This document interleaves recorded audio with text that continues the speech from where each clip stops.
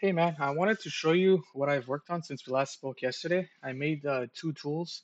Uh, let's just jump right into it. The first one that I made right here, I didn't find it in Anim, so I was super excited to make it. Um, and so it's a tool to add more controllers to a prop. So let's say, imagine the cube right here is a prop, and you only have access to one controller to manipulate it. But you want to have more. You could use layers or you could use my tool. So let's just open that up. And I made a script in my shelf. This is the one, extra controllers. Yeah. So I call it extra controllers. This is the GUI that I made for it. And in here, the animator can specify how many controllers like he wants to add. So let's say he wants to add three. Then three color pickers will show up. You could even say you want five, for example, and then you're like, okay, no, I think five is too much. You could bring it back down to three. And then there's the offset. So what it'll do is create controllers going inwards, and the offset just tells it like how much space you want in between each one. So 0.2 is fine for our case. Let's keep it to red for the first extra controller, make it that one green, and then the last one make it yellow. Then you just have to select the controller, click on create controls, and it adds the three extra controllers that you wanted to. And this way you could still animate the original one and then also the ones inside it as well. And this way the animator could say, for example, maybe red's only for translations and green's only for rotations, or however he sees fit. And what it's doing behind the scenes, I should say, is first it's at the very start unparenting the prop to its original blue controller, and it basically just isolating the prop. And then for how many times we specify for extra controllers, it creates a new circle and parents it to the last one. So in this case, red was parented to blue, green to red, yellow to green. And at the very last step, we want to reparent the prop to the very last control that we made, which is why if I click on the yellow controller, I could manipulate the prop. So that's my extra controllers for props. I could run you through the code as well.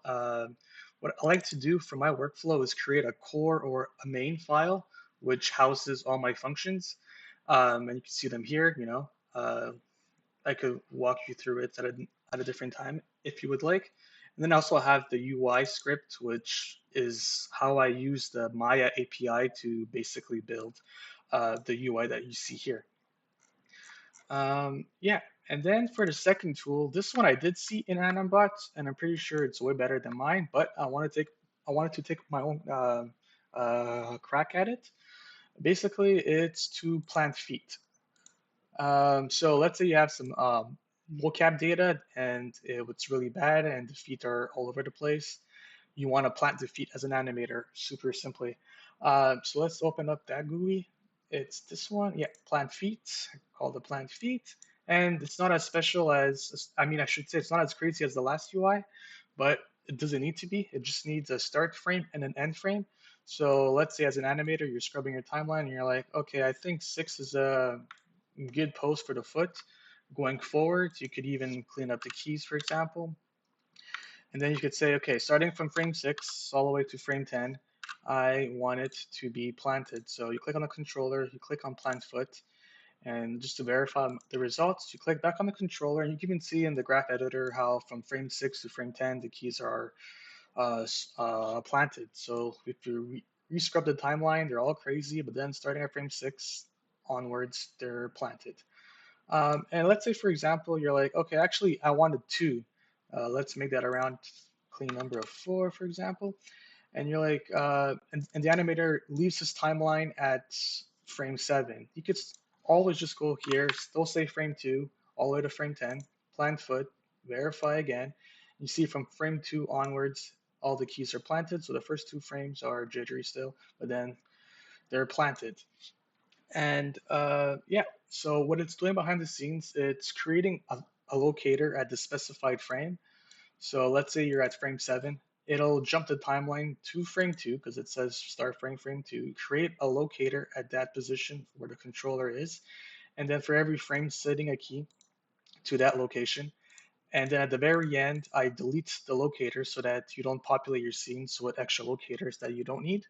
And yeah, and for that, I also have the same hierarchy in my code. I have core script with all my functions, and then I have my UI script that basically makes this UI here. So yeah, those are the two tools that I made since yesterday. If it's not obvious, I really want that golden ticket. So yeah, I hope you enjoyed and thank you for watching. Cheers, man.